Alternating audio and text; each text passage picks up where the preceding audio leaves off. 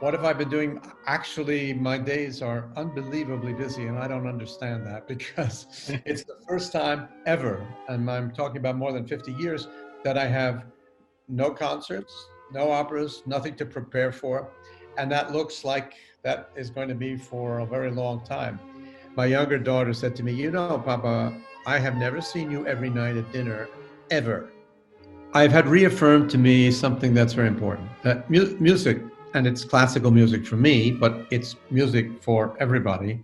Um, Depending whatever you love, whatever the music it is that you love, music is a spiritual force. And music has kept me going every day. I don't love music any less at this moment because I happen for the first time, probably ever since I was in my early 20s, to not be conducting. So it's not that I love conducting first and music afterwards. I love music first and foremost.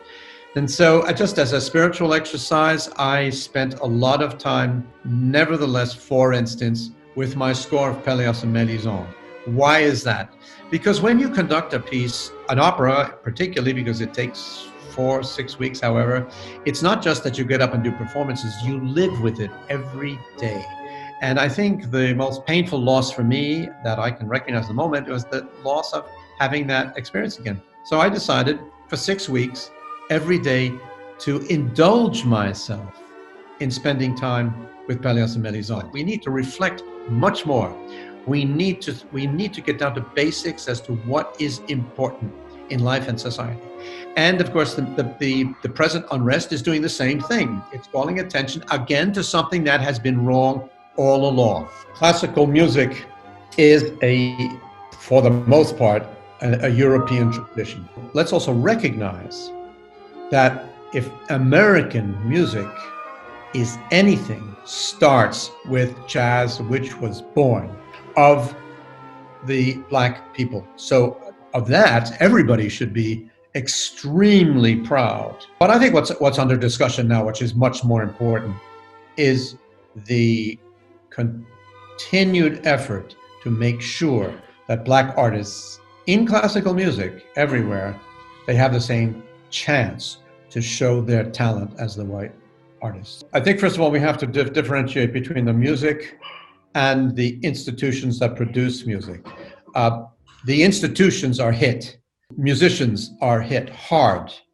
The music is not, and the music will continue to exist. We are presently given the task of maintaining and contributing to a tradition of classical music that has existed for, let's say, 400 years. And that's our job. Now, this virus is going to shake that up. Music has survived 2 world wars, the Stalinist purges. 100 years ago, there was a world war and there was a virus, there was a pandemic. Our job is to make sure that as many people hear classical music as ever, but I do know that the music will survive this. Welcome to Ravinia TV at the Ravinia Festival. We are at Bowmanville, and we're here to go and give you some danceable music in your home. And I would like to introduce you the Major Domo, our violinist par excellence, right over here, Mr. Ethan Adelsman.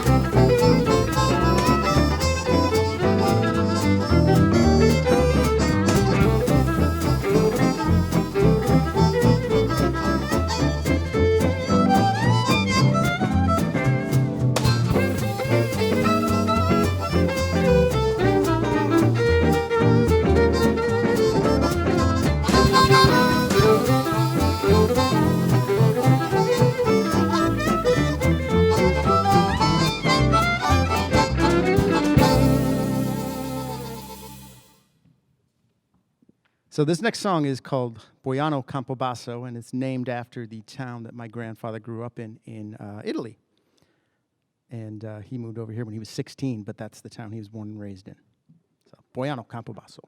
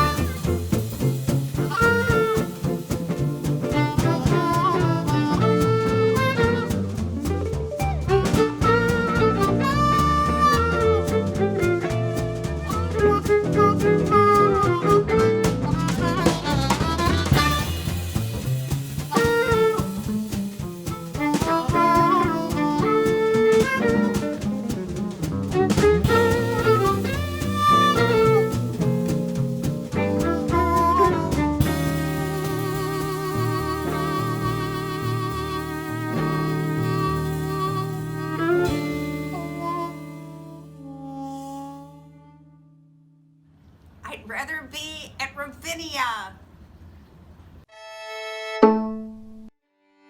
Hi all, welcome to RaviniaTV. I'm George Preston, General Manager of Classical WFMT at 98.7 FM and WFMT.com. My top 5 list is music of pox and pestilence. I know, a lot of fun, right? Now, classical music goes back a long way, and there are many examples of musical responses to illness and plague. Let's jump right in with this rather bawdy work by Henry Purcell entitled Pox on You. Now, if you think of Purcell as a prim and proper buttoned-up English composer, this may turn your head. There are graphic depictions of some bodily emissions, so viewer discretion is advised. On you, pox on you, pox on you for a fall. Your stomach's too queasy. Cannot I belch and fart? You coxcomb too easy. Next on my top 5 pox and pestilence list, let's talk about tuberculosis, the preferred terminal illness of soprano characters in opera everywhere. An effective treatment for tuberculosis was only developed in the 1940s, so this potentially deadly respiratory disease took a heavy toll on its victims. In this aria from the last act of Giuseppe Verdi's La Traviata, the character Violetta bids farewell to her life, knowing she's close to the end.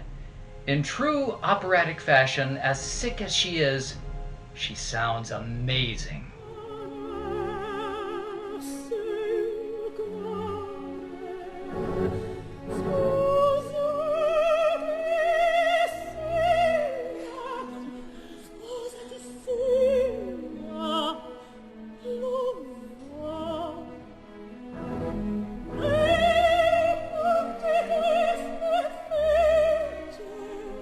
COVID-19 has had a devastating impact on all of the performing arts. Musicians have been sharing their performances from their own homes and adapting to the new and hopefully temporary normal. Jennifer Coe is one of my favorite violinists, and she's been presenting new music for these times in collaboration with contemporary composers who happen to be friends of hers. All the rage is David Sirkin Ludwig's spiky and angry response to the disruption of COVID-19.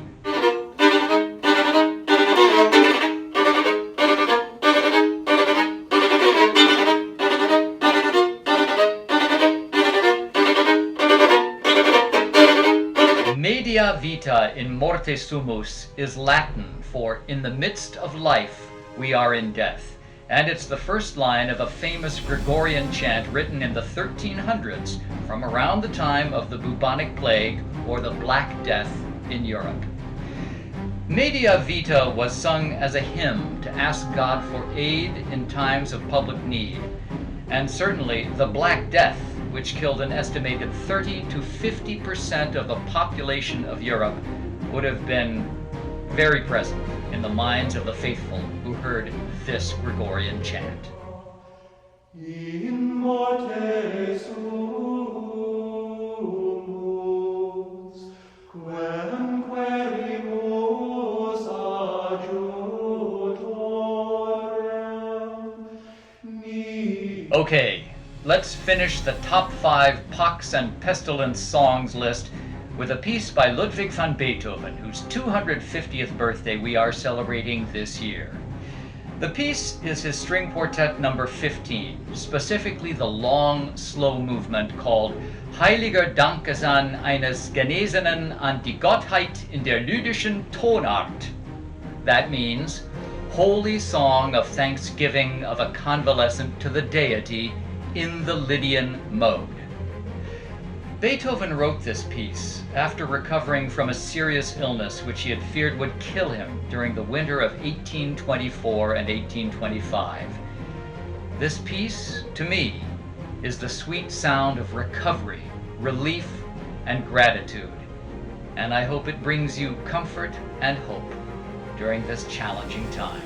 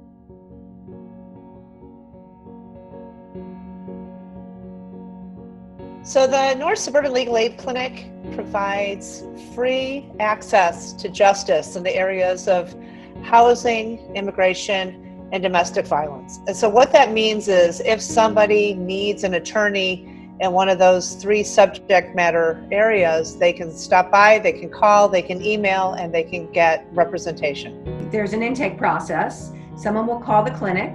They will explain what their case is, and then if it's domestic violence, we hand it off to the domestic violence practice. If it is housing, we hand it off to the housing. We will be handing it off to the housing practice. And if it is immigration, we hand it off to the immigration practice. So then those practices will do their own very specialized intake to find out what the needs are. Then we determine whether or not it's an appropriate case to take. So we have a lot of survivors who come to us. They're in a relationship. The abuser will say to the immigrant, you know, if you go to the police about this abuse, I'm going to go to ICE and you're going to get deported. And that's actually not true. I mean, that there actually are protections for people. They want survivors to come forward and say, I'm being abused, I need help. And there are actually immigration remedies for those survivors. So sometimes we'll refer a case if they're above income level, we'll refer a case out. If it's not a service we provide, we will also refer a case out. Or if it's a case, sometimes all we have to do is give advice. Like someone will say to us, hey, X, Y, and Z is happening to me. And we say, oh, this is what we recommend. You do this, you know, we spend an hour with them, we go through what their problem is, and we say, we think if you do this, you should be fine. Call us if you need more help. Call. This is a community resource. This is available to anybody who might need help or anybody who knows somebody who might need help. So North Suburban Legal Aid Clinic is here to serve pretty much everybody from Evanston up to Wisconsin. And we continue to grow. And if we're of interest, we always can use more resources as well.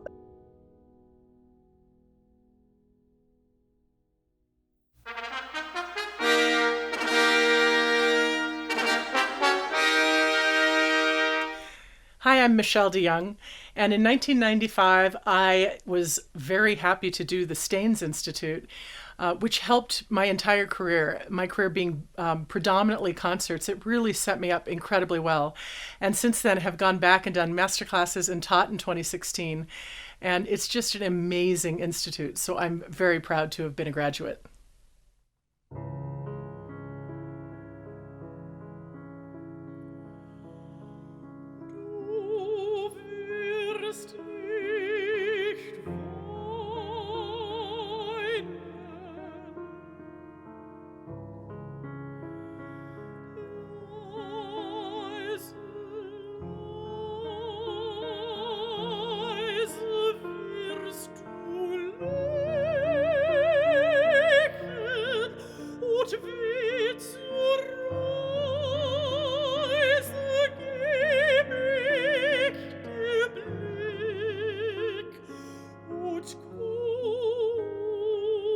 Ghost